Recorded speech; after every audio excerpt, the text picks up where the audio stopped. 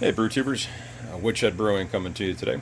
I thought I'd do a quick video on my sour base beer. I do a lot of different sours, add different fruits to it, but it's pretty much in a base beer that's the same. So I was going to kind of take you through that process and take a look. We're mashing right now, just mashed in 148 currently. It is recirculating. We got 4.5 pounds of pale, 4.5 pounds of wheat, both from Viking. I get those from More Beer. I do put in about, let's see, it's about 8 to 9 milliliters of lactic acid. I'm shooting for that low 5.2 to 5.3 range. I played around with different techniques of acidifying the mash earlier, dropping into the high 4s. So far, it really kind of comes down to how much time are you willing to wait for it to acidify. So far, I like that conversion at the 5.1, 5.2, 5.3 range, and then I'll acidify after that with a Goodbelly Goodshot. So I'll show you that. That's Tower of Power, just keeping the mash temperature where it's supposed to be. So we're recirculating with that. This is a 4.5 gallon batch, so if you're looking to do a sour beer and you're going 5 to 5.5 gallons, you'd have to adjust that. My target original gravity is a 1048. I like to be a fairly 4%-ish type of beer. I kind of like that for a summertime, easy drinking. So I'm going to just take you through the sour process that I use. So hope you guys are having a great day, and I'll catch you here in a few minutes as we update the progress. All right, guys, so mash is done. That is draining in. We bring it up to a boil, or again, this is my process. There's lots of different ways to do kettle souring. That's just the way I do it. So I'm letting that drip and bringing it up. I'm going to basically bring it up to a boil, give it a minute or two at a boil just to pasteurize and kill everything off. And then we'll start the chilling process, chill it back down to about 100 degrees. And then that will be the point that I pitch Goodbelly Goodshot.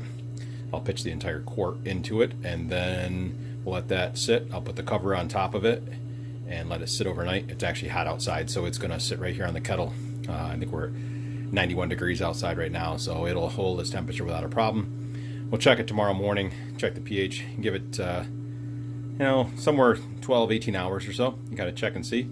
I've found that I like my sour somewhere between 3.4 and 3.6, but that's for my flavor. Some people like to their taste, they like it a little bit more closer to that 3.3. I find that to be just a touch too acidic, at least for myself and then the people that drink it. So, all right, so that's so far so good in the process. I'll come back after we get into the chilling and the pitching of the Goodbelly.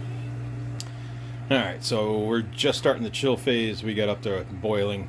About 5 minutes is all it took. So I've got my emergent chiller in there and whirlpool arm. So we're rotating it around.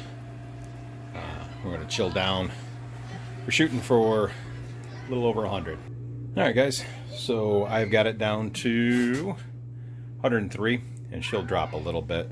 But again, it's 90 some odd degrees outside today, and in the shop I don't have any insulation or anything, so it'll hold its temperature in those upper 90s, low 100s. So I'm using probiotic Goodbelly. This is a blueberry acai.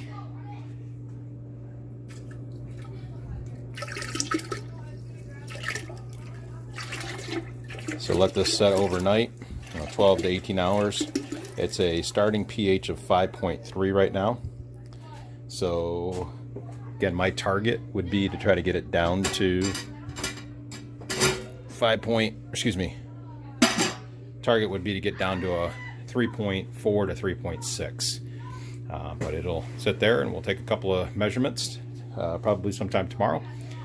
So 12, 18, sometimes 24 hours, depending on if I pre-acidify the wort, get it down into the 4s. I decided not to do that today. So 5.3 was what the mash pH was.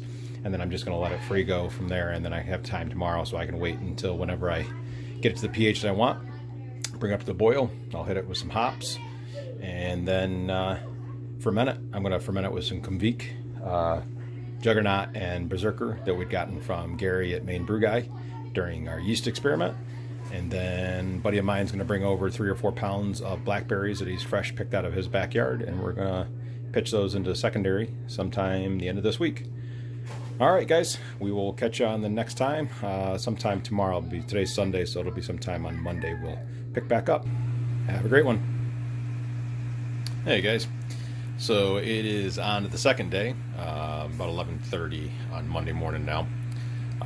We are starting to ramp temperature back up. It had dropped to 85, so a little less than 24 hours later, and we're at 3.5.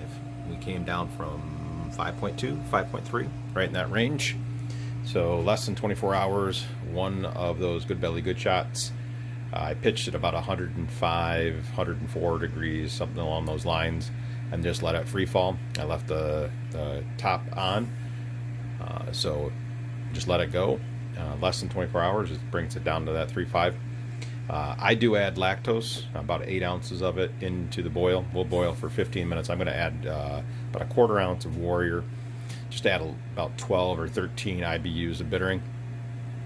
And then I add the lactose just because I like what it does to the flavor profile. I think it kind of rounds it out. So it adds a nice tartness when the pH around that 3.4 to 3.6 range. But some people find the tartness to be a little bit sharp, and I think that lactose adds a little bit of a roundness to it. It's definitely there. It's definitely you're aware of that tartness being there, but it's not something that's very acidic on your tongue. So it doesn't add that sharp acid flavor that some people really don't like about sours. So I found that this about 8 ounces in about a 5-gallon batch, 4.5, 5 gallons, will do a kind of a nice, just backs up the fruit that you put into it afterwards. Do a nice job with it. So we will bring it up to boil. Drop 1/4 ounce of Warrior, and we're going to boil for 15 minutes.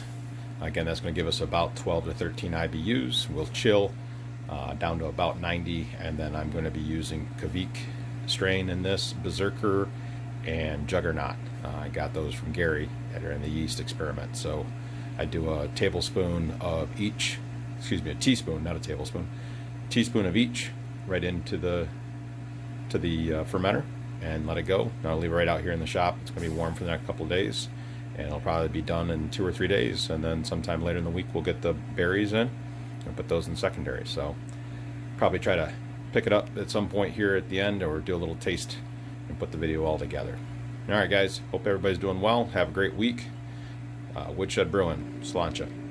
Hey, guys. So it is 2 days into fermentation. So that is, again, a teaspoon of Berserker and a teaspoon of Juggernaut from Maniacal Yeast Labs.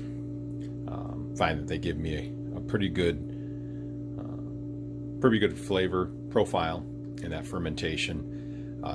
Super fast. You can see right on the edge here, it's already started to drop. So it was fermenting within an hour and a half of going into the fermenter. So this is day 2 after pitching the yeast. So I'll let that go ahead and finish up once the krausen's dropped out. I'll get a check of our final gravity, see if we've hit where we're supposed to do. Then at this point, you can put in any type of fruit that you want. I just use a muslin bag and then put in fruit. So this batch is going to get black raspberries from a buddy of mine who's picked them. He's picked fresh out of his yard, then has frozen them. We're going to bring them over. We're going to go ahead and put them into a puree, just using a food processor or a Ninja or something along those lines. Throw the juice and the puree into a muslin bag, and then the whole thing will go in there. I usually let it set for maybe 2 days, and then I'll go ahead and crash it and keg it. I've got another one going here that's going to be, I name it Searching for Shade.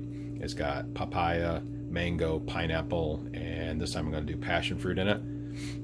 So it's really wide open to whatever you want to put into it for fruit.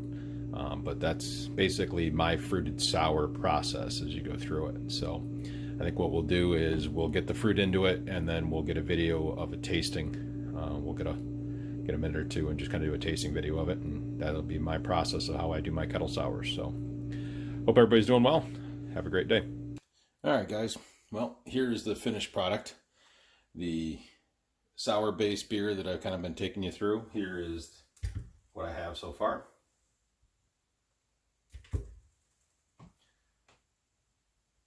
Do a little Wally effect pour here for you. So this is 4 to 5 pounds of black raspberries. Let's see if I can get a better picture of the light here for you. Again, it's the sour base that I've taken you through so far. Again, this is just my process. This isn't the right way, wrong way. It's just the process that I've kind of come to think that works well for me and my brewery. So again, it was 50% Viking Pale, 50% Viking Wheat, mashed in 148. Took it from there, adjusted my pH to about 5.2, 5.3. Did my 60-minute mash. From that point, brought it up to a boil, basically pasteurized for about 2 or 3 minutes. Just got through the hot break. Chilled down to about 105. Pitched the Goodbelly Goodshot. This is the blueberry acai. There's a couple of different ones out there. Haven't found that the flavor from the Goodshot comes through. But I do try to find one that will match what I currently have. Currently doing one with papaya, mango, pineapple. So there's a mango Goodbelly out there that I try to get when I do that. So then about 24 hours with that Goodshot in there, holding it around 105, and it fell down to about 80, 85 or so. pH came down to 3.5. From that point, boil. About a 15-minute boil is all I do. Again, I was looking for about 12 or 13 IBUs, so I used about 1/4 of an ounce of Warrior. And then I also use 8 ounces of lactose at about 5 minutes. Again, I think I talked about it in the last portion of this video that it rounds out the flavor. I let that ferment. This is fermented with Berserker and Juggernaut from Maniacal Labs. Let that go ahead and ferment out to just about terminal, and then I add the fruit. And this is a friend of mine had contacted me and asked about it doing a collab, and these are black raspberries picked out of his yard. So, Sla'inte.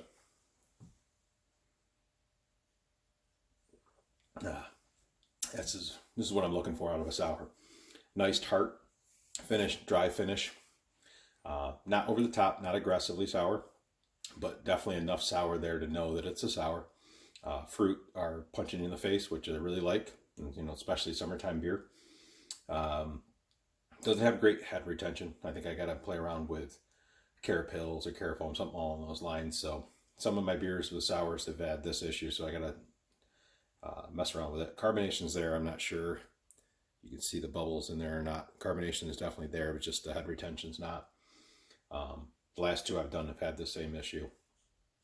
But it's a great summer beer, so really enjoying the sours. If anybody's interested in giving it a shot and have any questions, let me know. Again, this is just my process. This is by no means the Bible or the only way to do it. There's lots of different ways out there. I read a lot of stuff off of Milk the Funk, a lot of different things online, different way people do their sours. This just happens to be the way that I do mine. So hope everybody has a great week. I'm going to try to get this posted for Homebrew Wednesday. Sla'inte, gentlemen. Woodshed Brewing coming to you with a black raspberry sour. Have a great one, guys.